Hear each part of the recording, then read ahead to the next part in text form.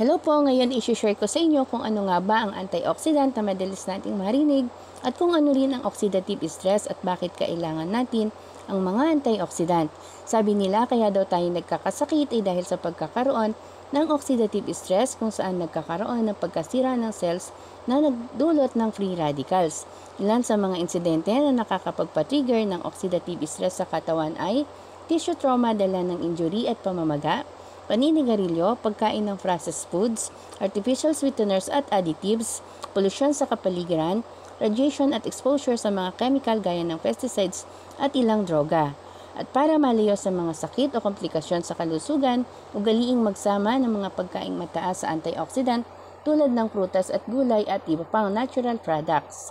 Ang antioxidant ay mga sangkap na maaaring makatulong sa pag-iwas o pagpapabagal ng pagkasira ng cells sa katawan, dulot ng free radicals na nagdadala ng sakit sa puso, diabetes, cancer at iba pa.